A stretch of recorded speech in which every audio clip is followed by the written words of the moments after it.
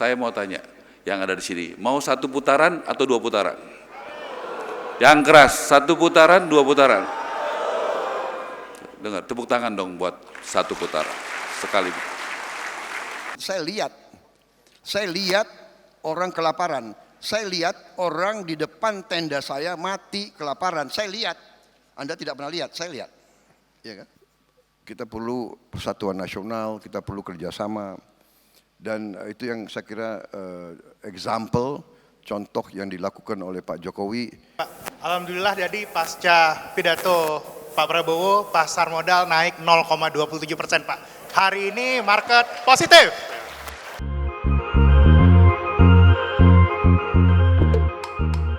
Oke. Ya, kalau selama ini Pak, mitosnya kan there is no free lunch kan Pak ya. Nah, baru kali ini Pak saya dengar ada free lunch betul-betul ya. Makan siang gratis. Ya. Mikrofonnya ada Pak? Oke. Di belakang Pak. Oke. Sebelum ke Pak Prabowo, habis pidato Pak Prabowo tadi kira-kira pasar modal gimana keadaannya? Coba kasih dulu. Alhamdulillah Pak. Ya. Iya Pak. Alhamdulillah jadi pasca pidato Pak Prabowo, pasar modal naik 0,27% Pak. Hari ini market positif. Mudah-mudahan ini menjadi sebuah tanda sign kita bisa mencapai Indonesia maju.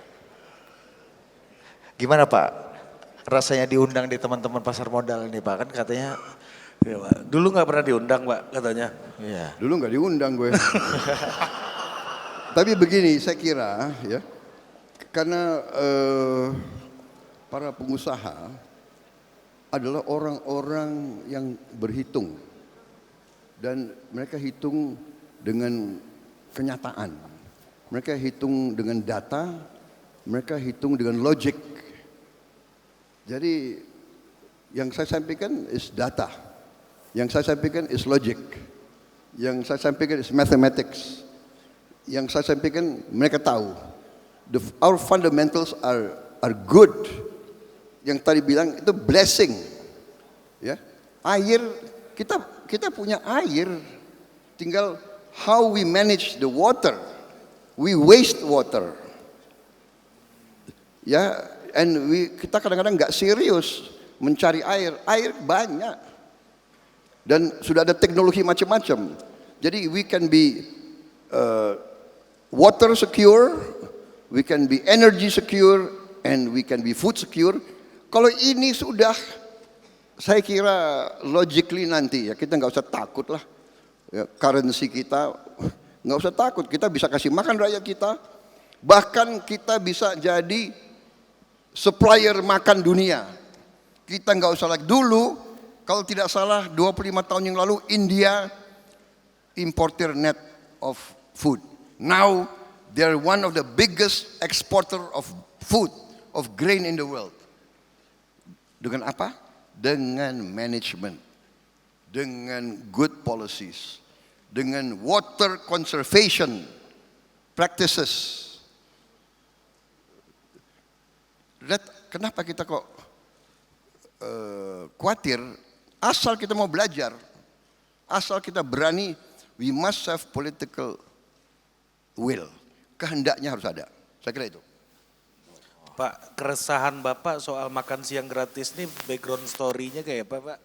Keresahannya kenapa gagasan soal makan siang gratis ini muncul gitu. Kan Pak Prabowo kan bukan orang yang berasal dari keluarga yang susah makan siang juga kan Pak. Kalau beda sama kami ini kan kayaknya agak lebih susah gitu. Gimana background-nya Pak?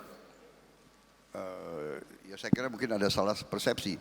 Memang saya tidak pernah kesulitan makan, tapi saya lahir tahun 51, kita baru 1 tahun merdeka. Tidak ada orang kaya waktu itu.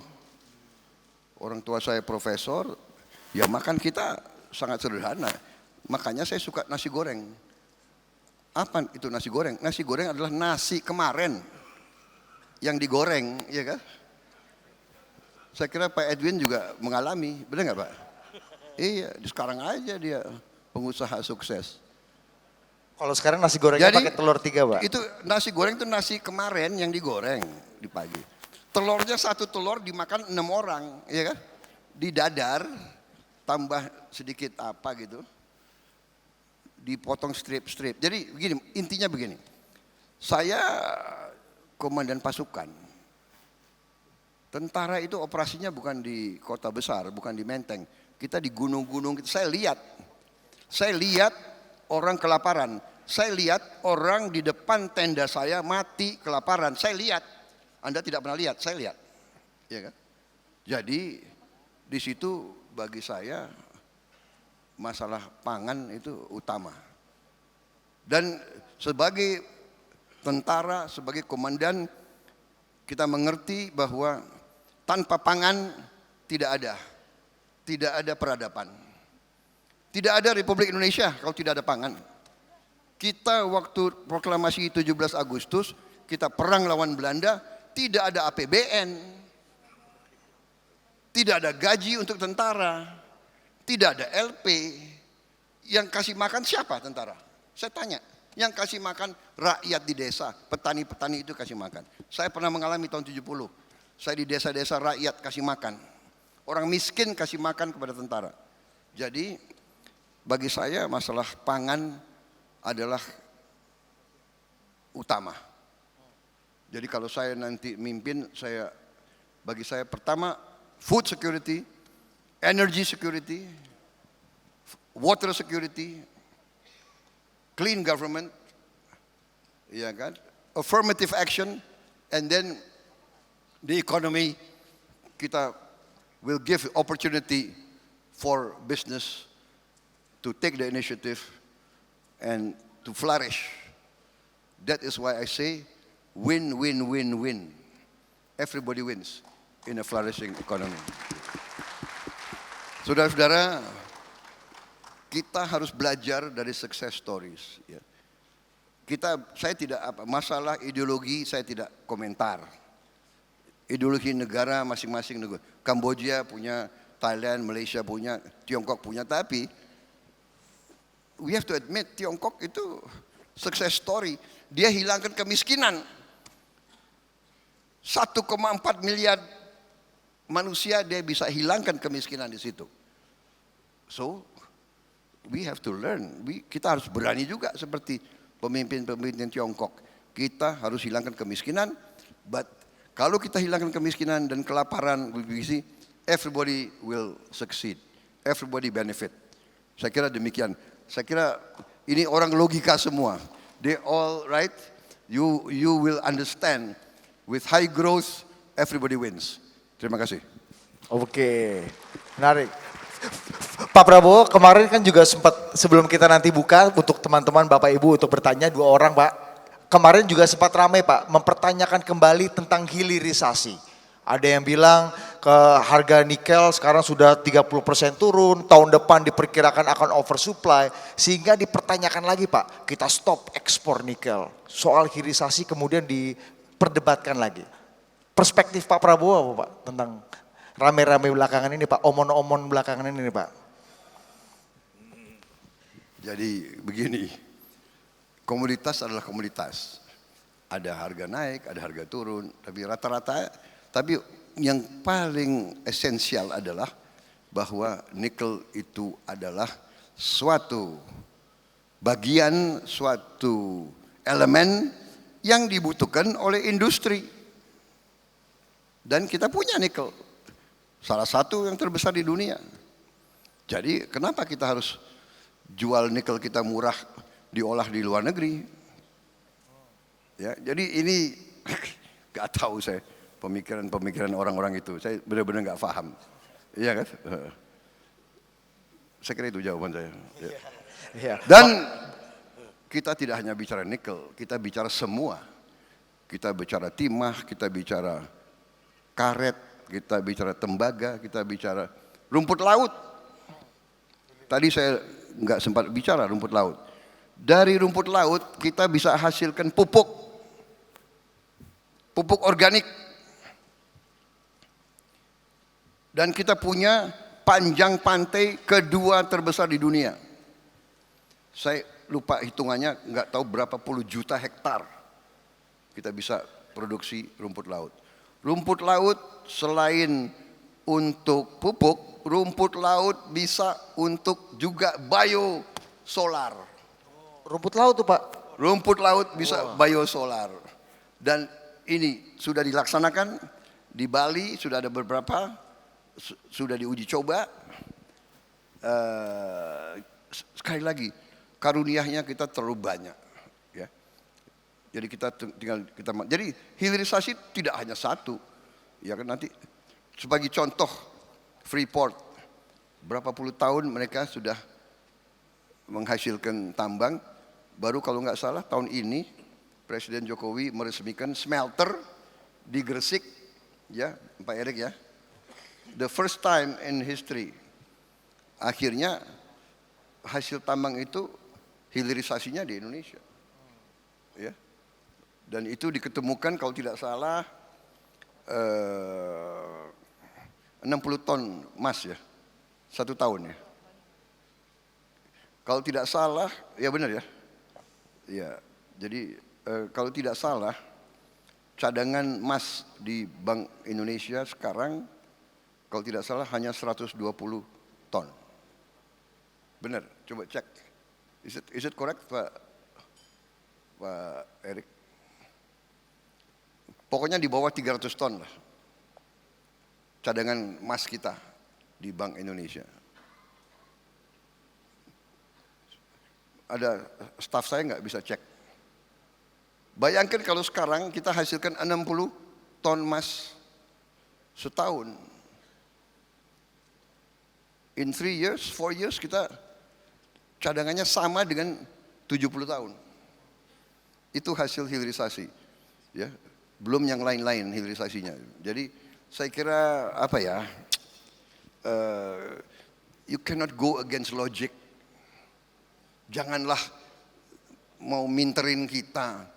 You going against logic, go against common sense. Ya, ini tidak perlu PhD, tidak perlu. Bahwa kalau kita olah di Indonesia, lebih untung untuk rakyat kita. Ya. Saya punya datanya ada di buku saya, berapa peningkatan nilai yang kita dapat. Ya, on all those commodities. Contoh yang paling dasar boksit. Boksit diolah menjadi alumina. Alumina diolah menjadi aluminium.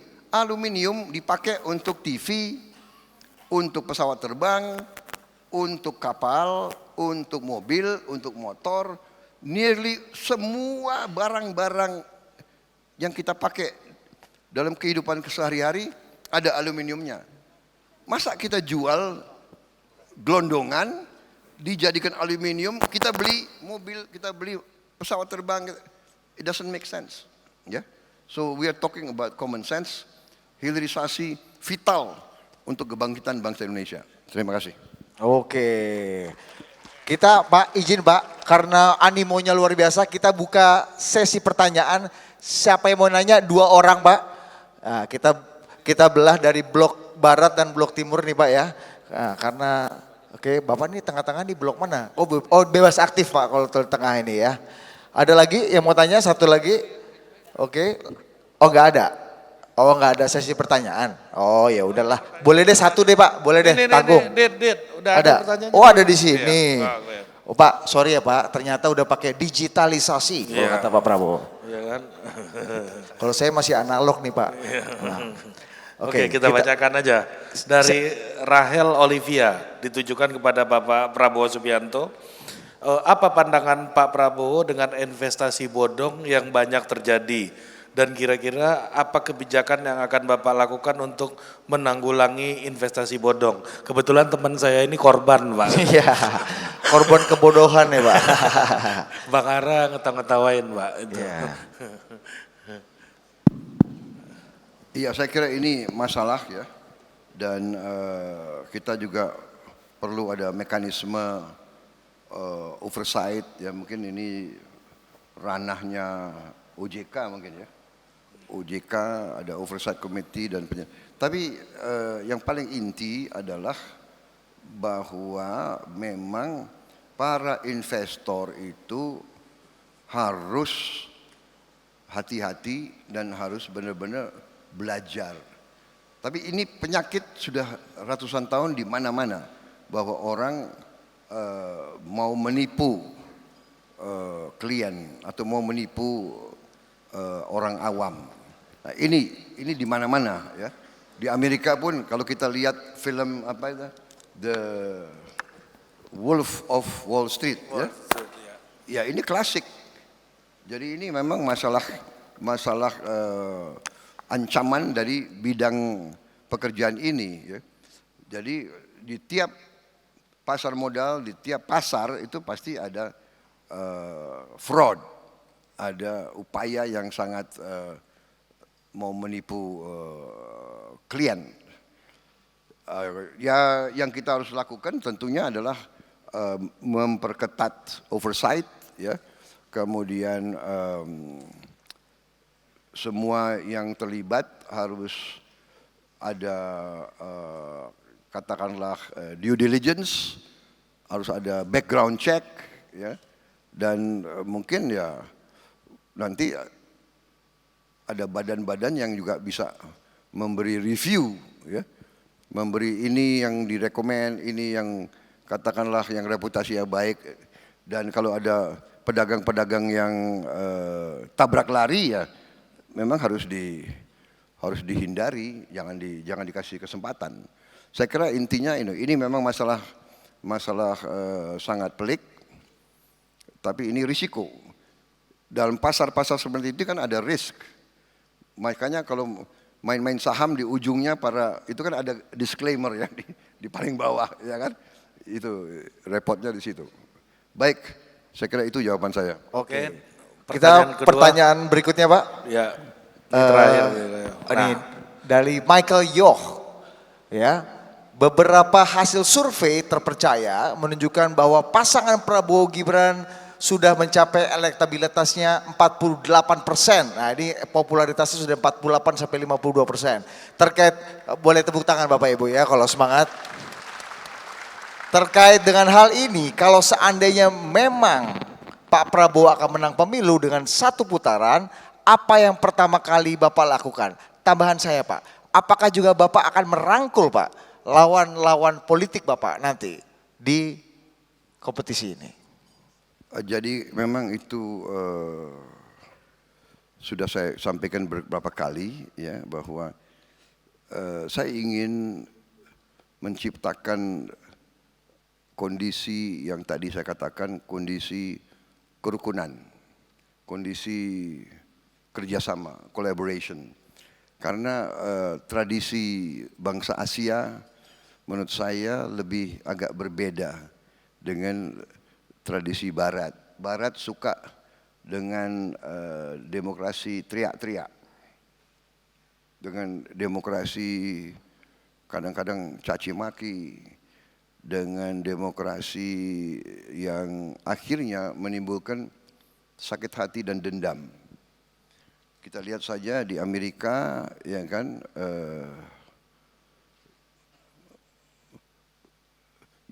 mbahnya demokrasi, mengajarkan kita demokrasi, mengajarkan kita HAM, tapi dia tidak bisa menciptakan suasana keamanan untuk anak-anak sekolahnya. Jadi hampir tiap bulan kita lihat ada mass killing di sini, mass killing di situ, orang ke mall ditembak, orang ke bioskop ditembak, orang kemudian jadi ini membingungkan kita. Kemudian kita lihat kalau Demokrat berkuasa, Republik di Kongres juga akan akan menghalau. Jadi pernah saya ke sana 2 tahun setelah administrasi baru, mereka mengatakan ada sekian ribu jabatan yang kosong, yang tidak dapat diisi. Jadi kalau saya ingin menciptakan sebenarnya apa yang sudah diinginkan oleh pemimpin-pemimpin dari dulu, ya. Kita perlu persatuan nasional, kita perlu kerjasama, dan itu yang saya kira contoh yang dilakukan oleh Pak Jokowi. Begitu dia menang, dia ngajak saya masuk, ya. Jadi saya terus berusaha memelihara hubungan baik ya dengan semua pihak. Ya. Saya berusaha terus, ya kan. Tapi Anda sendiri melihat, kadang-kadang saya tidak mengerti. Ada mungkin penasihat-penasihatnya nggak jelas dari mana. Mungkin penasihat-penasihatnya dari mana, ya, sampai dalam debat seperti itu. Tapi sudahlah, saya nggak terlalu memikirkan, karena yang penting rakyat yang akan menentukan. Ya. Jadi, tapi kalau ditanya langkah saya pertama, oke lah, tentunya kita ingin menciptakan itu, ingin sesuatu national unity, national reconciliation. Tapi yang paling penting, tindakan pertama ya, saya even begitu sudah yakin ditetapkan menang, ya, yang paling penting dan paling pelik adalah menyusun tim, to form a team. Main sepak bola aja yang paling penting to form a team. We must have a team yang benar-benar capable, tim yang benar-benar bisa bring results, doers, performers, ya kan, executors, ya kan, gagasan baik harus dieksekut. Jadi itu kuncinya. Jadi salah satu tugas pokok yang saya anggap sangat penting adalah to form the team of executors. Saya kira itu jawaban saya. Oke Pak. Oke Pak, ini mungkin sekalian menutup di sesi ini Pak. Ini kan kita pengusaha semua Pak, termasuk saya juga berusaha, dan di sini juga investor semua. Dan yang paling krusial itu bagi kami adalah kepastian dan penjaminan perlindungan hukum gitu. Bagaimana menurut Pak Prabowo dan langkah-langkah apa nanti setelah Bapak terpilih nanti untuk memastikan bahwa hukum di Indonesia betul-betul bisa memberikan keadilan bagi kami yang bergerak di sektor bisnis dan usaha ini Pak. Mungkin itu yang perlu kami dapat insight dari Bapak. Terima kasih. Jadi saya sudah bicara di beberapa forum, tadi juga saya paparkan tadi ya, suatu pelajaran dari Ottoman Empire, ya kan, kearifan. Jadi tidak banyak peradaban yang bertahan lebih dari 300 tahun dalam sejarah manusia. Ya kan, ada yang peradaban yang paling lama itu Tiongkok. 5.000 tahun, dan mungkin yang tercatat dalam sejarah 3.000 tahun. Habis itu India, ribuan tahun. Persia, kemudian yang lain-lain ratusan tahun. Rusia peradabannya cukup lama. Western civilization juga cukup lama. Ya. Tapi yang tadi pelajaran dari Ottoman Empire itu sangat menarik ya. Jadi dia jelaskan tidak ada negara tanpa tentara, karena tentara untuk jaga, ya kan? Tidak ada tentara tanpa uang, ya kan? Tidak ada uang tanpa rakyat, tanpa uang tanpa kemakmuran. Tidak ada kemakmuran tanpa rakyat yang bahagia. Rakyat harus bahagia. Rakyat termasuk pengusaha, pedagang, petani. Petani harus untung. Nelayan harus untung, dia menghasilkan pangan. Di Jepang itu dilindungi, di Prancis dilindungi, dijamin bahwa dia nilai tukar, penghasilannya harus bagus, ya kan? Nah, nelayan, semua pelaku ekonomi harus untung, harus hidup dengan baik. Dari situ rakyat bahagia dia mau bayar pajak. Tapi pajak juga tidak bisa mencekek, iya kan? Pernah ada pemerintah di mana? Di Perancis ya, berapa tahun yang lalu? Holland ya. Dia kalau tidak salah setiap orang berpenghasilan di atas $1 juta, dia kasih pajak 90%. Ya lari semua kan. Jadi saudara-saudara, semua ini harus dengan tolok ukur yang masuk akal tadi, logik, pas, ya kan. Keadilan Ya tadi tanpa keadilan nggak ada pemerintah yang bisa berhasil. Jadi tidak hanya keadilan untuk para pengusaha, keadilan untuk petani, nelayan, buruh, rakyat. Kita harus itu salah satu usaha yang saya pernah cerita. Kalau saya pendekatannya harus realistis, sistemik. Ya hukum harus fair, tapi bukan soal hukumnya. Hukum kita bagus, tapi penyelenggara negara itu yang kita harus didik, edukasi, dan kita jamin kualitas hidupnya. Itu yang saya bicarakan waktu itu kan di KPK dan sebagainya. Ya. Jadi bukan soal apa-apa, kita harus realistis semuanya. Ya pernah apa ya? Ya kita, Anda ini pelaku-pelaku, Anda mau dapat tenaga yang baik, ya, karyawan yang baik, Anda harus kasih gaji yang fair, yang bagus. Saya kira itu jawaban saya. Ya. Baik, Pak Prabowo, ini untuk menutup acara kita pada siang hari ini, udah sore Pak ya. Menutup acara pada sore hari ini, mungkin Pak Prabowo bisa sekali lagi Pak memberikan pesan-pesan Pak kepada para investor, para pelaku bisnis yang juga sudah hadir di sini. Sekali lagi Pak, apa yang menjadi concern Bapak dan apa yang Bapak harapkan dari dunia usaha dan investasi ini Pak? Saya kira saya sudah bicara sangat panjang ya. Sudah mengerti lah bahwa we are in the same boat, kita nasibnya sama, kita harus buat semua berhasil. Intinya tadi collaboration, kerjasama, moderation, compromise, logic, common sense. Everybody must win, itu pendekatan saya. Everybody must win, everybody must feel happy, everybody must feel secure. Hanya dengan itu kita bisa mencapai apa yang kita inginkan. Ya, everybody must win, everybody must be happy. Semua tingkat, semua itu. Dan menurut saya, we have the means, we have the resources, we just need the will and the management capability. Saya kira itu dari saya. Terima kasih. Oke. Baik, terima kasih. Tepuk tangan sekali lagi untuk Bapak Prabowo Subianto. Kita sebelumnya Ya. kita serahkan kepada Chief Economist Betul. dari Trimegah Ya. untuk memaparkan gitu. Ya. Bagaimana proyeksi perekonomian di 2024 dan kaitannya dengan pasar investasi tentunya. Betul. Ya. Dan kami sudah survei Pak Farul Fulvian ini Chief Economist Trimegah, di ruangan ini elektabilitasnya 80% Pak beliau Pak. Tadi banyak yang tepuk tangan di Tuh kan? belakang. Ya. Ya. Kami Dan- persilakan kepada Pak Farul Fulvian. Ya.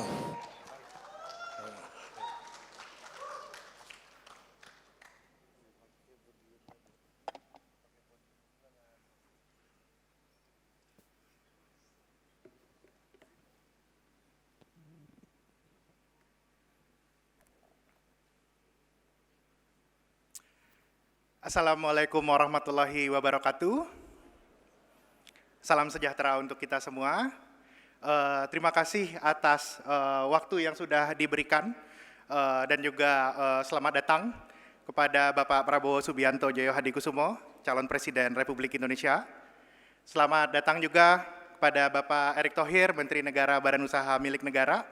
Selamat datang juga Pak Boy. Selamat datang juga Pak Lutfi, lalu ada Pak Edwin, Pak Peter Tanuri, Pak Filmon, dan mungkin dan orang-orang lainnya yang mungkin tidak bisa saya mention satu persatu. Sebelum kita berlanjut lebih jauh, izinkan saya untuk memberikan sedikit paparan tentang tantangan apa sih atau prospek apa yang kita miliki di perekonomian untuk tahun 2024. Oke, saya izin untuk memberikan paparan singkat. Jalan kah? Atau mungkin manual? Aku minta tolong. Operator.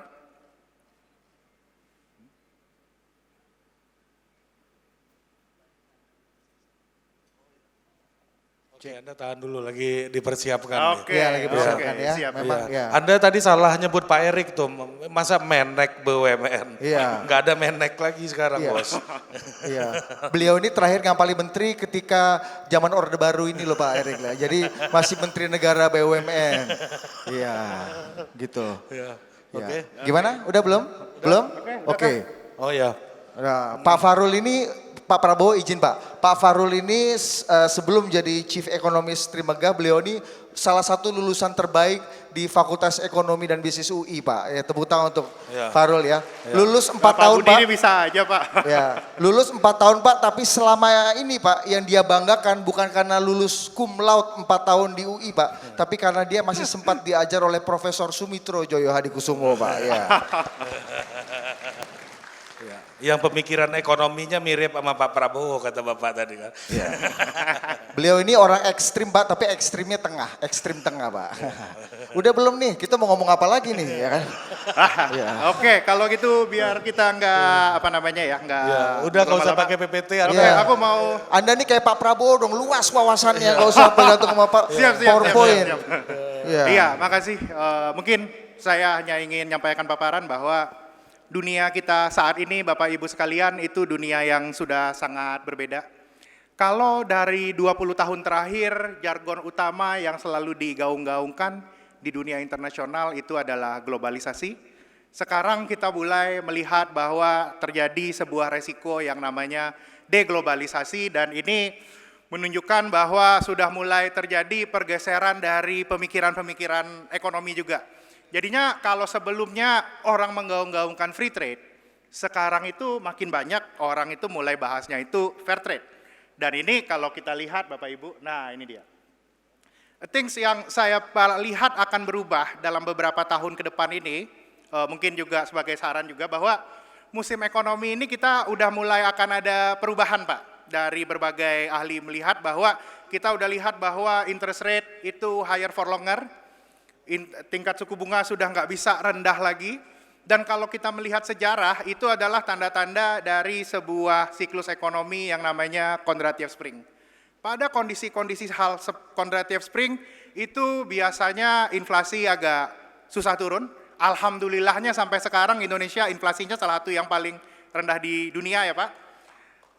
Ini terakhir kita tercatat inflasi di 2,8%, kita sangat mensyukuri hal tersebut, tapi kita udah harus ingat bahwa di banyak tempat di dunia sana, kondisi sudah berubah, inflasi itu cenderung tinggi, kita mengimpikan interest rate itu turun lagi seperti dulu, mungkin udah nggak bisa. Nah, lalu terkait dengan ini Pak, saya selalu percaya bahwa inflasi dan kestabilan ekonomi itu adalah pangkal dari kestabilan.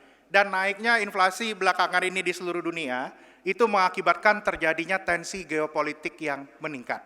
Baik itu sama-sama kita lihat yang sedang terjadi di Timur Tengah sekarang, lalu juga adanya kemungkinan resiko terjadinya insiden di Laut Cina Selatan, ini membuat kondisi ke depan geopolitik itu menjadi hal yang paling penting, sehingga memang hal yang lagi terjadi ini Pak, negara maju pun kalau kita lihat itu sedang melakukan rekalibrasi kebijakan-kebijakannya. Mungkin kebijakan yang manjur 20 tahun terakhir itu nggak manjur lagi sekarang.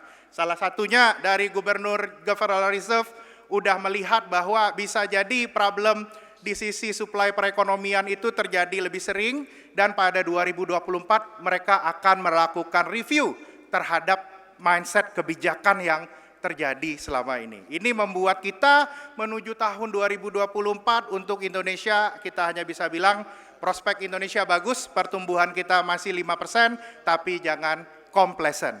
Kita masih ada banyak PR yang harus kita laksanakan. Di satu sisi kita harus ingat ada resiko di sisi perekonomian Tiongkok.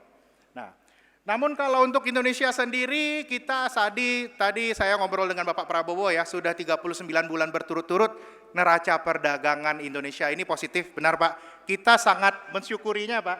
Jadi pasca pandemi kita tidak pernah mengalami trade surplus sebesar ini. Itu sama-sama kita syukuri dan merupakan prestasi besar dari pemerintahan sekarang. Nah, Ya tapi kedepannya kita udah harus aware, sepertinya ada resiko harga komoditas kita tidak setinggi kemarin, tapi di satu sisi harga pangan mulai mengalami peningkatan. Ini hal yang aku lihat adalah hal yang mesti kita waspadai menuju tahun 2024. Nah, terkait dari investor pasar modal, sebenarnya pasar modal kita pertumbuhan jumlah investornya ini sangat menggembirakan, Mbak.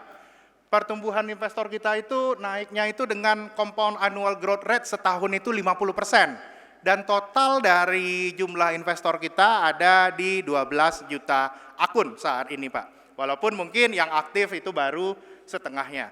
Tapi mungkin hal yang berikutnya harus kita kejar, termasuk juga menuju visi Indonesia Maju, return on investment dari IHSG itu juga harus ditingkatkan. Karena tercatat dalam beberapa tahun terakhir ya setelah pandemi, CAGR IHSG itu baru secara market cap ya Bapak, ini baru kenaikannya 12%. Mungkin ini yang berikutnya harus kita perhatikan. Nah, ada beberapa isu yang lain ini kejadian ini. Mungkin aku mau cerita sama Pak Prabowo ya, data terbaru. Sama-sama kita ketahui sekarang India itu mulai mengurangi keinginan dia untuk mengekspor pangan.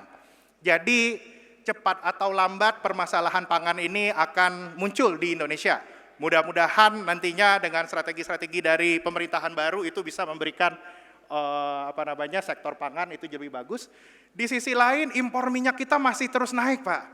Sementara di sisi lain produksi global itu lagi turun. Ini juga harus menjadikan perhatian. Di satu sisi kalau kita lihat dari crude palm oil kita, produksinya kalau kita lihat usia crude palm oil kita rata-rata udah 17 tahun, itu udah mulai turun. Ini mungkin beberapa hal yang nantinya terkait kesejahteraan rakyat harus kita perhatikan.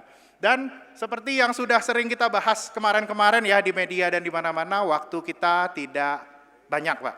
Dan memang kalau kita dari sisi ekonom boleh memberikan sebuah saran, Pak, saya lihat sebenarnya kalau lihat data jangka panjang, perbaikan ke kondisi pra-pandemi itu terjadi, tapi pertumbuhan kita itu total PDB kita itu belum balik ke tren jangka panjangnya, Pak.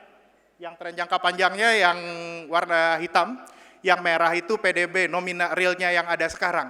Jadinya saat ini sebenarnya Indonesia masih ada gap dari PDB kita 500 triliun, yang tentunya itu mungkin kita masih jadinya itu ada shortage dari pendapatan pajak sekitar 50 triliun. Ini yang membutuhkan ke depannya itu kebijakan-kebijakan yang cepat tanggap dan hasilnya cepat, Pak. Ini dengan adanya bonus demografi kita, tentunya kita butuh mengeluarkan kebijakan yang cepat dan memberikan hasil yang banyak. Karena waktu kita tidak banyak, puncak demografi kita akan tercapai dalam waktu kurang dari 10 tahun ini, Pak. Nah, terakhir ada beberapa tantangan-tantangan yang ada di depan kita. Tantangan itu yang ini kita coba summary-kan, ada tantangan terkait dengan ketahanan pangan, pendapatan pajak, tentunya tadi kita obrolkan ya Pak, bagaimana caranya tax ratio itu bisa meningkat, pertumbuhan dan pemerataan, peningkatan daya saing dan hilirisasi, isu geopolitik, kalau lebih spesifik SDM-nya itu stunting, pemanfaatan bonus demografis, dan isu deglobalisasi. Mudah-mudahan kita bisa menghadapi ini semua.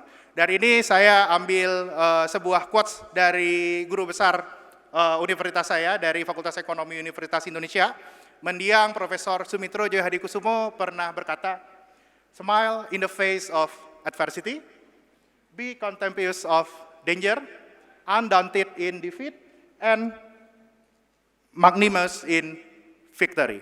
Oke, sekian. Itu saja paparan saya. Semoga bermanfaat.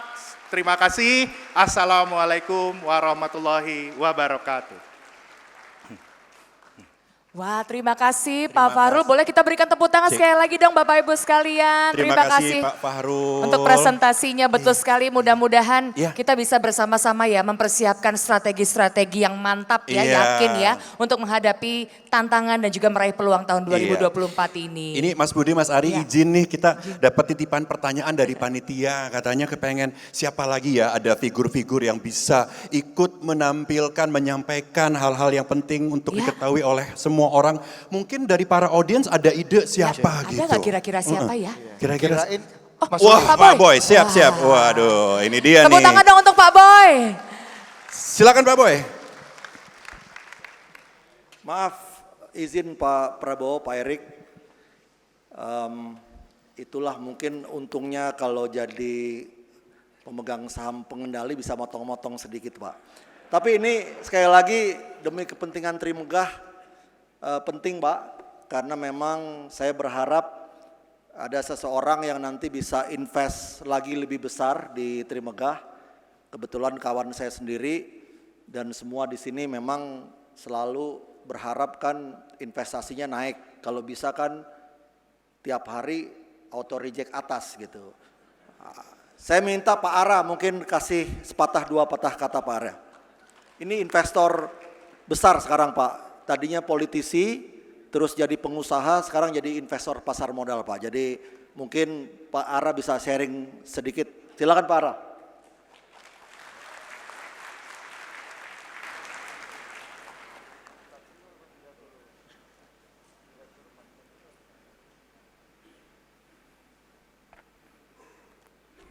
Bapak Prabowo yang kami hormati, calon Presiden Republik Indonesia yang kita cintai. Tepuk tangan dong buat Pak Prabowo. Sahabat saya Boy Thohir, kakak saya, Pak Erik, Pak Menteri yang luar biasa, Pak Lutfi, Pak Wisnu ini teman saya SD, Pak Peter Tanuri, Pak Edwin, Pak Andu, Pak Tommy, dan Filmon, dan semua yang ada di tempat ini. Saya hari ini bicara bukan sebagai wakil ketua TKN bidang ini itu, ya, tetapi sebagai investor di pasar modal. Tadi Pak Boy berjanji saya boleh ngomong apa aja, 3 menit, ya gitu. Jadi Pak, yang ada di sini pikirannya pasti nomor 1 bagaimana mau cuan, betul nggak? Coba yang mau cuan angkat tangan. Tuh, ya, ini semuanya orang bebas, ya, independen, punya sikap, ya, gitu. Yang kedua, semua pasti nggak mau punya masalah hukum. Yang setuju pendapat saya angkat tangan. Nah, itu Pak. Yang ketiga, pasti ingin pajaknya itu yang fair, apalagi bagi pengusaha-pengusaha investor pemula itu jangan terlalu besar. Tapi nanti kalau untungnya makin besar, dan jangan juga hanya berburu di kebun binatang, tapi bagaimana take base-nya dibesarkan. Setuju nggak? Kalau setuju coba tepuk tangannya lebih keras. Kenapa? Kita bicara hari ini di depan calon presiden yang surveinya paling tinggi di Indonesia. Yang tanggal 14 Februari, kurang lebih 14 hari lagi, itu ada pemilihan, dan jam 5 sore ada quick count, ya, quick count dari berbagai lembaga survei yang kredibel. Jam 5 sore kita sudah bisa mengetahui siapa yang dipercaya oleh rakyat Indonesia. Karena tadi Pak Boy berjanji saya boleh memang ngomong apa adanya, sebagai pengusaha, saya berkepentingan punya presiden yang bisa mendorong kepentingan-kepentingan saya tadi sebagai pengusaha. Saya ingin yang jadi itu yang tadi saudara-saudara juga setuju dengan apa yang saya sampaikan. Sebagai pengusaha, sebagai investor, kita penting nggak stabilitas politik? Penting apa tidak? Saya mau tanya, yang ada di sini, mau 1 putaran atau 2 putaran? Yang keras, 1 putaran, 2 putaran? Dengar, tepuk tangan dong buat 1 putaran, sekali. Jadi kita bicara yang pasti-pasti aja. Saya tertarik dalam konteks Pak Prabowo sebagai calon presiden yang saya dukung sebagai pengusaha. Kenapa? Di sini ada Pak Erik, ya, Menteri BUMN. Terima kasih Total Politik tadi mengkoreksi, dan silakan mengkoreksi saya kalau berani, ya, gitu. Jadi bukan kalau mau, ya, kalau berani gitu. Nanti nggak dapat order lagi. Jadi Pak Prabowo itu Menteri Pertahanan, bersama Pak Erik, Menteri BUMN, bersama Jaksa Agung. Betul kita pernah mendengar di Asabri beberapa waktu lalu ada masalah. Investasi yang tidak tepat, bukan di saham-saham yang benar tetapi saham yang tidak benar. Pernah dengar nggak begitu?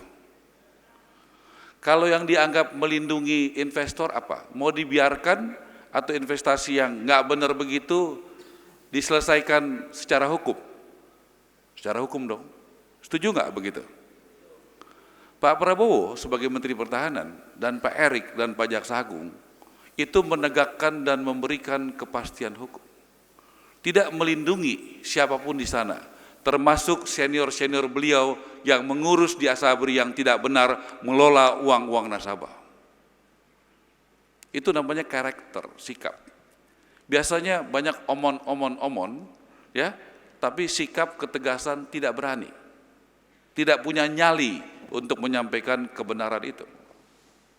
Yang kita butuhkan pemimpin yang punya nyali, menegakkan aturan, atau yang tidak punya nyali. Punya nyali dong. Nah, saya hanya menyampaikan apa yang saya sampaikan dan saya yakini tentang Pak Prabowo. Pak Prabowo investasi di pasar modal, pajaknya final, berapa Filmon? 0,1%. Anda setuju dinaikkan atau tetap atau diturunkan? Tetaplah ya, coba tetap naik atau turun? Coba, tepuk yang keras suaranya biar calon presiden kita dengar ya. Tetap naik atau turun? Tetap. Jadi mereka juga adil Pak, nggak minta turun, nggak minta naik, tetap saja, lanjutkan saja yang sudah baik-baik ini sudah cukup. Jangan pertemuan-pertemuan ini nggak ada gunanya. Nggak ada gunanya, Pak Prabowo tidak mengerti pikiran dan hati kita. Apa kemauan kita? Pertemuan yang efektif adalah antara yang akan membicarakan, yang memimpin ke depan, dia mengerti apa kemauan daripada konstituennya, daripada masyarakatnya, dari pengusahanya. Sehingga keputusan yang diambil menjadi benar dan bijak dan produktif bagi bangsa dan negara ini. Itu adalah sesuatu yang benar. Dan ini adalah forum yang terhormat. Saya rasa Filmon, anak muda yang luar biasa, 27 tahun sudah jadi CEO, saya dengar untungnya tambah meningkat, kamu bisa kumpulkan investor-investor paling hebat di Indonesia, retail dan individual hari ini. Ya, dan institusional. Bagus, ini adalah soal kepercayaan. Ini hari kerja, ya udah habis makan siang, tapi saya lihat dari ujung ke ujung rasanya penuh semua. Dan banyak saya ketemu dengan teman-teman saya yang juga adalah investor dan pemain di pasar modal. Jadi saya berani memberikan testimoni Pak Prabowo, yang hadir di sini orang-orang yang punya kredibel dan reputasi yang ada bermain di pasar modal. Jadi kita tidak bertemu dengan orang yang tidak jelas. Pak Prabowo dengan rendah hati sebagai investor, saya investor individual, bukan institusional. Saya investasi sekitar 400 sampai setengah triliun satu tahun di pasar modal, individual. Sekitar 400 miliar.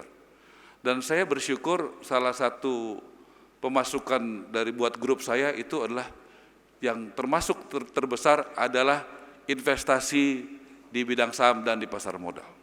Karena ada kepastian hukum, dan saya doakan Bapak bisa memberikan dan yakin bisa memberikan kepastian hukum dan juga bisa juga memberikan rasa keadilan. Begitu banyak anak-anak muda kita sekarang yang belajar untuk bermain di pasar modal, tentu butuh pemimpin yang strong, yang kuat, yang pro bisnis, yang juga mengerti bisnis, sehingga nanti bisa berjalan dengan baik.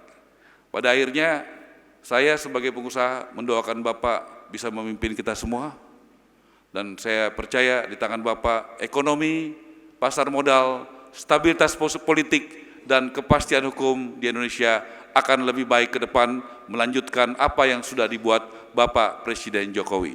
Saya doakan dengan sepenuh hati. Terima kasih.